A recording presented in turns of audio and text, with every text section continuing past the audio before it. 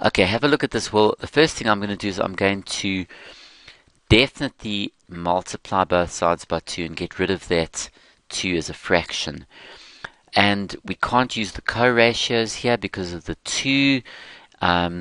So what I'm going to then suggest we do is we expand this. Now we're using, do you remember the formula sine A plus B on the formula sheet? You get it.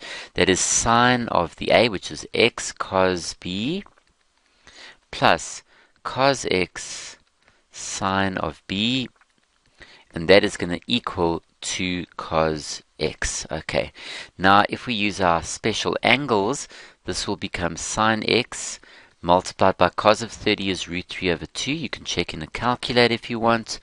And then the cos of x and sine of 30 is a half, and that is equal to 2 cos x.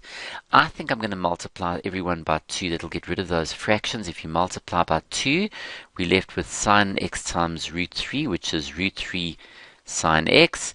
This will just give you the cos x, and we'll be left with 4 cos x there because you're now obviously multiplying by 2.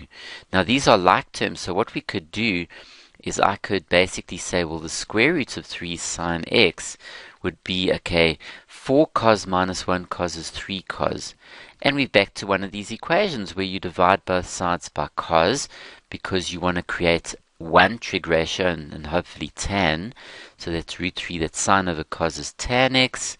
The cos x's cancel, and there we go. So you've got tan x. If you divide both sides, you get 3 over root 3, and all we do is we can get the general solution here. So we could say, well, then x is equal to shift tan of that thing, and we come out with 60 degrees, and you just simply go plus k 180. There it is. And k is an element of z if that was your general solution there. Okay, what a pleasure this is, guys. So if you master all these things that I've done, all these trigonometric equations, you're bound to get one of them in an exam. Watch out for the co-ratio types, and we use compound and double angles, and know your rules for general solution as well.